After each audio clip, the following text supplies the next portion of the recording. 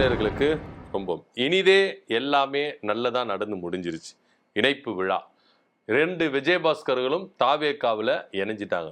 ரொம்ப பிரம்மாண்டமான நிகழ்ச்சி, குதூகலமான நிகழ்ச்சி. காலையில இருந்தே தடலபுடலான டிஃபனோட என்ன பண்ணியிருக்காங்க, இந்த நிகழ்ச்சி ஆரம்பிச்சிருக்காங்க. வருகிற தொண்டர்கள் வந்து எப்படி சொல்றது, ஒரு எதனா ஒரு சாப்பிட்டு போகக்கூடாது. ஆனால் வர்றவங்களுக்கு வயிறார சாப்பாட்டு கொடுத்து அனுப்பணும் அப்படின்னு சொல்லிட்டாங்க.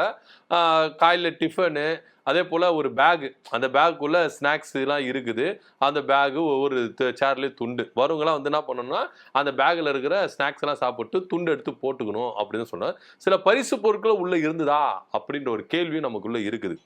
ஏன்னா சி விஜயபாஸ்கர் எம்ஆர் விஜயபாஸ்கர் அவர்கள் நிகழ்ச்சி ஏற்பாட்டுனா சும்மாவா, அப்படியே மிரண்டுடவானா, அந்த அளவுக்கு பார்த்தீங்கன்னா இந்த நிகழ்ச்சியை ரொம்ப பிரம்மாண்டமா சூப்பரா நடத்தி முடிச்சிருக்கிறாங்க அப்படின்றதுல எந்த வித மாற்று கருத்துல பல தலைவர்கள்லாம் பேசியிருக்கிறாங்க. குறிப்பா ஆதவர்ஜுனா பேசினார். ஆதவர்ஜுனா பேசின விஷயத்துல 2 விஷயம் மட்டும் நம்மளுக்கு முரண்பட வேண்டிய ஒரு விஷயமா இருக்குது. அப்படி என்ன ஒரு விஷயம் அப்படின்னு பாத்தீங்கன்னா, கரூர்ல சில கணக்குகள்லாம் முடிக்க வேண்டியது இருக்குது. இந்த கணக்குகளை நிச்சயமா நாங்க என்ன பண்ணுவோம், விட மாட்டோம், தீர்த்தே ஆவோம் அப்படின்னு சொல்றாரு. எம்ஆர் விஜயபாஸ்கரனுக்கு பல விஷயங்கள் தெரியும், கரூர்ல என்னென்ன நடந்தது அப்படின்றதையும் இங்க குறிப்பிட்டு வச்சாரு. அது மாத்திரம் இல்லாம விஜய் அவர்களை தேர்தல் பிரச்சாரங்களை பல இடங்களில் பேசவே விடல அப்படின்ற ஒரு குற்றச்சாட்டு வைக்கிறாங்க. இதுல முதலாவது, விஜய் அவர்களை ஏன் பேச விடல, எதுக்கு பேச விடல அப்படின்ற ஒரு கேள்விதான் நம்ம மத்தியில இருக்குது.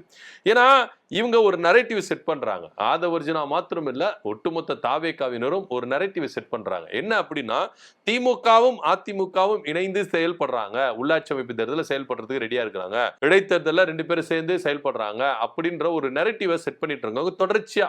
அதிமுகவிலிருந்து பல பேர் ஏன் வெளியேறி வராங்க அப்படின்னா இதுதான் காரணம் அப்படின்னு சொல்லிட்டு ஆதவர்ஜுனா சொல்றாரு.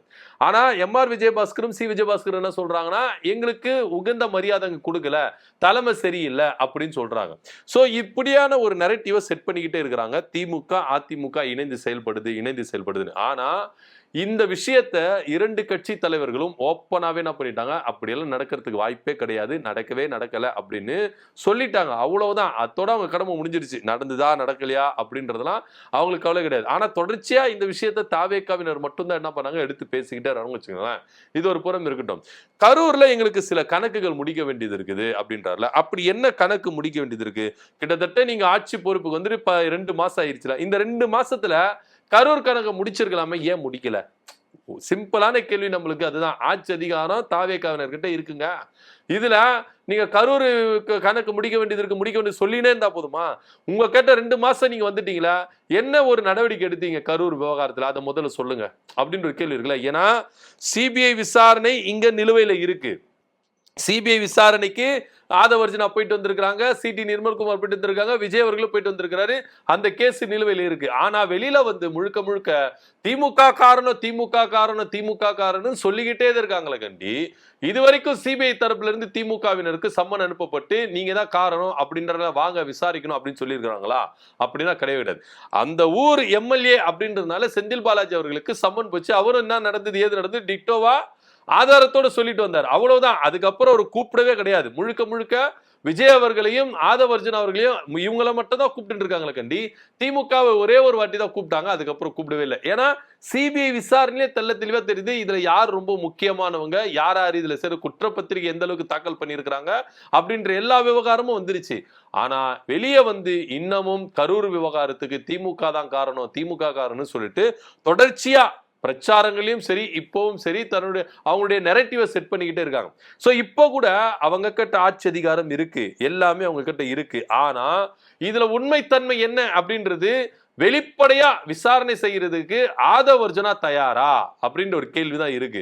தமிழ்நாடு அரசு இந்த கரூர் விவகாரத்துல வெளிப்படையான ஒரு விசாரணை நடத்தி யார் குற்றவாளி அப்படின்றது நிரூபிக்க முடியுமா அப்படின்ற ஒரு கேள்விதான் நமக்கு இருக்குது. சோ இவங்க கிட்ட எல்லா அதிகாரமும் இருக்கு, எல்லா விஷயமும் இவங்க கிட்ட தான் இருக்கு. ஆனா கணக்கு நாங்க தீக்கணும், அப்படி பண்ணணும் இப்படி பண்ணணும் சொல்லி தொடர்ச்சியா என்ன பண்றாங்க, ஒரு பிம்பத்தை கட்டமைக்கிறாங்க தாவேகாவினர் அப்படின்றத பார்க்கணும். இதுல எம்ஆர் விஜயபாஸ்கர் அவர்களை கூட்டு சேர்த்துக்கிறாங்க. அவருக்கு தெரியுங்க சில விஷயங்கள்.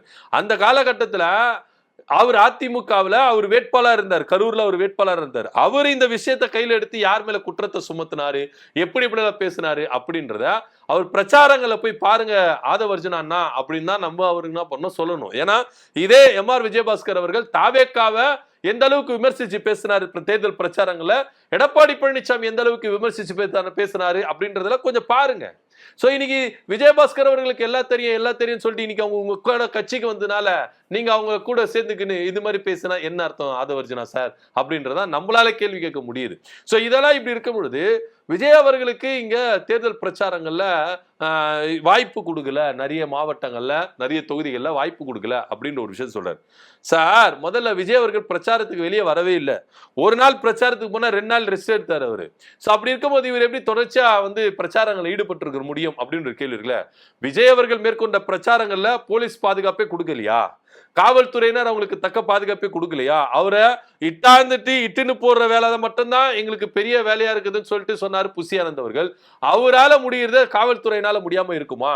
அப்ப நீங்க நடத்தின கூட்டத்துல எல்லாம் காவல்துறை வேடிக்கை பார்த்தாங்களா அப்படின்ற கேள்வி இருக்குல்ல. சோ இது எந்த அளவுக்கு ஒரு அபாண்டமான ஒரு பொய் பிம்பத்தை கட்டமைக்கிறாங்க அப்படின்றத ரொம்ப நல்லா உன்னிப்பா கவனிச்சு பார்க்கணும். இத்தனைக்கும் விஜய் அவர்களுக்கு பல இடங்கள்ல பிரச்சாரம் செய்யறதுக்கு அவங்க என்ன பண்ணாங்க, ஒப்புதல் கொடுத்தாங்க. ஆனா அது எல்லாத்தையுமே நிராகரிச்சுட்டு வந்தாரு விஜய் அவர்கள். இது முதல்ல ஆதவர்ஜனுக்கு தெரியுமா தெரியல, நம்மளுக்கு தெரியல. பல தொகுதியில இவங்க என்ன பண்ணலாம், கூட்டத்தை நடத்திக்கலாம், பிரச்சாரங்களை மேற்கொள்ளலாம் அப்படின்னு சொல்லிட்டு பர்மிஷன் கொடுக்கப்பட்டது காவல்துறையினால, மாவட்ட ஆட்சியரினால. ஆனா அந்த இடங்களெல்லாம் நிராகரிச்சது யாரு? இல்ல இன்னைக்கு வேண்டாம் நாளைக்கு போட்டுக்கலாம், இல்ல இன்னைக்கு வேண்டாம் நாளைக்கு போட்டுக்கலாம் அப்படின்னு சொல்லிட்டு அந்த டேட் எல்லாம் மாத்திந்து யாரு? விஜய் அவர்கள். ஏன்னா அவர் ஒரு நாள் பிரச்சாரம் செஞ்சுட்டாருன்னா 2 நாள் ரெஸ்ட் எடுக்கணும் அப்படின்றது தான். ஸோ பல இடங்கள்ல அவருக்கு பிரச்சாரத்துக்கு பர்மிஷன் கொடுத்தும் அவர் என்ன பண்ணாரு, டேட்டை தள்ளி போட்டு போனார். இப்போ யார் மேல தப்பு இருக்கு? பிரச்சாரத்தை செய்ய வராது விஜய் மேல தப்பா, இல்ல பர்மிஷன் கொடுத்தும் கொடுக்கல அப்படின்னு சொல்றீங்களா காவல்துறையின் மேல தப்பா அப்படின்னு ஒரு கேள்வி இருக்குல்ல. ஒரு சில இடங்கள்ல காவல்துறையினர் திட்டமிட்டே பேக் அடிச்சிட்டாங்க, ரவுடிகளை செயற்கையா கூட்டி ஒரு அசம்பாவத்தை ஏற்படுத்துக்கு முயற்சித்தாங்க அப்படின்னு பதிவு பண்றாரு இப்போ அமைச்சரா இருக்கிற ஆதவர்ஜன் அவர்கள். ஏன் அந்த விஷயம் நீங்க இப்ப சரிவர இந்த எந்த காவல்துறை அப்படின்னு சொல்லிட்டு நீங்க தண்டனை கொடுக்கலாமே, அவங்களுக்கு தண்டனை வாங்கி கொடுக்கலாமே, அவங்க மேல கேஸ் போடலாமே. ஏன்னா உங்க கிட்ட ஆட்சி அதிகாரம் இருக்குது, என்ன வேணா செய்யலாமே, ஏன் செய்ய மாட்டேன்றீங்க? சோ இது எல்லாத்தையுமே நடவடிக்கையில இவங்க செய்ய மாட்டாங்க. ஆனா இந்த மாதிரி ஒரு நரேட்டிவ் மட்டும் செட் பண்ணிட்டு என்ன பண்றாங்க, தொடர்ச்சியா இந்த மாதிரி பிம்பத்தை வாய்மொழியிலே பேசிட்டு வருவாங்க. சோ ஆக்ஷன் எடுத்து இதுக்கு யாரு காரணம், இந்த கரூர் விவகாரத்துக்கு யாரு காரணம் அப்படின்னு சொல்லிட்டு வழக்கு தொடரலாம்ல, ஏன் தொடர மாட்டாங்க? சரி ஓகே, நீங்க திமுக ஆட்சி அமைக்கும் பொழுது தான் இங்க எஸ்ஐடி அப்படின்னு உயர் நீதிமன்றம் அமைக்க சொல்லிச்சு, அதுக்கு நீங்க என்ன பண்ணீங்க, வேண்டாம்னு சொல்லிட்டு சிபிஐக்கு போனீங்க. இன்னைக்குதான் உங்க தலைவர் சிஎம் இருக்கிறாரு, அவர் தலைமையில ஒரு குழு போடுங்க, தனிநபர் ஆணையம் வைங்க, இல்ல எதனா ஒரு குழு வச்சு உண்மைத்தன்மை கண்டறிய வேண்டியதானே சார். ஏன் சார் பண்ண மாட்டீங்க? சரி ஓகே, இப்போ உங்ககிட்ட ஆட்சி அதிகாரம் இருக்கு, நீங்க டைரக்டா விசாரணையில இறங்குங்க, இல்ல சிபிஐ கிட்ட நீங்க ஆதாரத்தை திரட்டி கொடுங்க. சோ எது வேணா பண்ணலாம். கரூர் விவகாரத்துல இங்க தாவேக அரசு நினைச்சதுன்னா எது வேணா பண்ணலாம். ஆனா இது வரைக்கும் பண்ணாம சும்மா வாய் ஜாடலங்களை மட்டும் இவங்க என்ன பண்றாங்க, இந்த மாதிரி ஒரு நரேட்டிவ் செட் பண்ணிக்கிட்டே வராங்க. அதாவது அதிமுகவில் இருக்கிற முன்னாள் அமைச்சர்கள், எம்எல்ஏக்கள் தாவேக்காவில போய் சேர்றதுக்கு ஒரு காரணம் வேணும். சோ அந்த காரணம் என்ன, எப்படி அப்படின்னா, இது இவங்க நரேட்டிவ் செட் பண்ணாங்களா, அதிமுக ஒன்னு சேர்ந்துட்டு கூட்டு சதி செஞ்சுக்கிட்டு இங்க வேலை பார்க்கறாங்கன்னு. சோ எப்படி எதிரி கூட இவங்க கூட்டணி சேரலாம் அப்படின்ற ஒரு பிம்பத்தை கிரியேட் பண்ணி தாவேக்காவில ஆட்சி அதிகாரத்துக்குள்ள வரணும் அப்படின்னு சொல்லிட்டு போறாங்க. இப்போ விஜயபாஸ்கர், எம்.ஆர். விஜயபாஸ்கர் இடைத்தேர்தலில் நிக்காம இருப்பாங்களா? இடைத்தேர்தலில் நின்று ஜெயிச்சுட்டா அமைச்சர்கள் ஆகாம இருப்பாங்களா? உத்தரவாதம் கொடுக்க சொல்லுங்க தாவேக்காவினரை. தர மாட்டாங்க. இல்ல விஜயபாஸ்கரும் எம்.ஆர். விஜயபாஸ்கர் நாங்க தேர்தலில் நிக்கல, இடைத்தேர்தலில் நிக்கல, நாங்க என்ன பண்ண போறோம், வெளியாளுக்கு கொடுக்க போறோம், ஒருவேளை நாங்க நின்று ஜெயிச்சாலும் அமைச்சரா பொறுப்பேற்க மாட்டோம், கொடுக்க முடியுமா? வாக்குறுதி கொடுக்க முடியுமா? கொடுக்க முடியாது. இல்ல தாவேகா தரப்புல இருந்து அதை அசூரன்ஸா சொல்ல முடியுமானா கொடுக்க முடியாது. சோ இவங்க திட்டம் எல்லாமே இங்க இருந்து ராஜினாமா பண்ணிட்டு தாவேக்கால போய் இடைத்தேர்தல நின்று ஜெயிச்சு எம்எல்ஏ ஆயிட்டனா அமைச்சர் ஆயிரலாம். இதுதான் இவங்களுடைய எண்ணமா இருக்குது. அதுக்காகத்தான் இன்னைக்கு அதிமுகவில் இருக்கிற எம்எல்ஏக்கள் ராஜினாமா பண்ணிட்டு அங்க போய் சேர்றாங்களே கண்டி, மத்தபடி வேற எதுவுமே இல்ல. சோ இது திட்டவட்டமா எல்லாருக்குமே தெரியுது. இருந்தாலும் இங்க ஒரு நரேட்டிவ் செட் பண்றாங்க, பிரிஞ்சு போறதுக்கு ஒரு காரணம் வேணும். அந்த நரேட்டிவ் செட் பண்ண இப்போ இதுல 60% அதிமுகவினர் 60% எங்க பக்கம் வந்துட்டாங்க அப்படின்னு சொல்றாங்களே. அப்ப அதிமுகவில் இருக்கிறவங்க யாரு? சும்மா 2 எம்எல்ஏக்கள் 15,000 நிர்வாகிகளோட சேர்ந்துட்டாங்கன்னா அவங்க வந்து எல்லாரும் அதிமுக ஆயிட முடியுமா சார்? அப்படி வந்து தானே ஏன் சார் அந்த ஆடிட்டோரியமே காலியா இருக்கு, சாப்பாடு போட்டோன்னு எல்லாரும் கிளம்பிடுறாங்க. வந்தவங்க எல்லாம் உண்மையான தொண்டர்கள்லாம் கிடையாது. விஜயபாஸ்கர் அவர்கள் காசு கொடுத்து கூட்டு வந்திருக்காரு, கூட்டத்தை கூட்டணுன்றதுக்காக. அதுக்காக வந்தவங்க பசி எடுத்துருச்சு போய் சாப்பிட போயிட்டாங்க, அவ்வளவுதான். இதுல வந்து உண்மையான தொண்டர்கள் எல்லாம் வந்துட்டாங்க, 60% வந்துட்டாங்க அப்படின்ற ஒரு பொய் கட்டமைப்பை கட்டுறாங்க. ஆனா அதிமுகவுல இதெல்லாம் சுக்குநூறா உடைச்சிருக்கிறாங்க. உண்மையான தொண்டர்கள் இன்னைக்கு இருக்கிறாங்க. 60% சுயநலத்துக்காக போனவங்க ஒரு சிலர். அதிமுக சொல்ற ஸ்டேட்மெண்ட் அதான். சுயநலத்துக்காக, பதவி சுகத்துக்காக இங்க இருந்து போனவங்க ஒரு சிலர், அவ்வளவுதான். ஆனா உண்மையான அதிமுகவின் தொண்டர்கள் இங்க இருக்கிறாங்க. சார் ஒண்ணே இல்ல சார், சிம்பிளான பிரச்சனை. உண்மையா இவங்க ஜெயலலிதாவை, எம்ஜிஆர தலைவர்களா நினைச்சிருந்தா அதிமுக விட்டுட்டு போக முடியுமா சார்? அது முதல்ல தெளிவா சொல்லுங்க அப்படின்னு தான் ஜெயக்குமார் அவர்கள் கேட்கிறாரு. அவர் என்ன சொன்னாரு? உண்மையா எம்ஜிஆர் வழியில, ஜெயலலிதா வழியில வந்த அதிமுக தொண்டர்கள் எப்பேற்பட்ட சூழ்நிலையிலும் நெருக்கடியிலும் அதிமுக விட்டு போக மாட்டாங்க. இதை விட தோல்விகளை சந்திச்ச கட்சி அதிமுக கட்சி. ஆனா இன்னைக்கு பதவி சுகத்துக்காகத்தான் இன்னைக்கு பல பேர் பிரிஞ்சுட்டு போறாங்க சொன்னவர் ஜெயக்குமார் அவர்கள். சோ இவ்வளவு விவகாரம் இருக்கு. ஆனா இங்க ஒரு நெரட்டிவை செட் பண்ணிட்டே இருக்கிறாங்க. திமுக அதிமுக கள்ள கூட்டணி அப்படின்றாங்க. கரூர்ல எங்களுக்கு தீர்க்க வேண்டிய பழி கணக்கு நிறைய இருக்குது. தீர்த்துக்கங்க, யாரு வேணாண்டா. இப்பதான் உங்ககிட்ட ஆட்சி அதிகாரம் இருக்க, ஏன் தயக்கம்? நாளைக்கே செயல்படலாம், ஏன் இப்பவே செயல்படலாமே, ஏன் செயல்பட மாட்டீங்க அப்படின்ற கேள்வி இருக்குல்ல. சோ இது எல்லாமே ஒரு பொய், ஒரு நெரட்டிவ் அப்படின்றது ரொம்ப வெட்ட வெளிச்சமா தெரியுது. ஆதவர்ஜனா பேச்சுகள் ஒன்னத்துக்கும் நம்புற மாதிரி கிடையாது அப்படின்றதும் இங்க ரொம்ப வெட்ட வெளிச்சமா தெரியுது. இதை பத்தியோட கருத்து அப்படி கீழே கமெண்ட் பண்ணுங்க. நன்றி, வணக்கம்.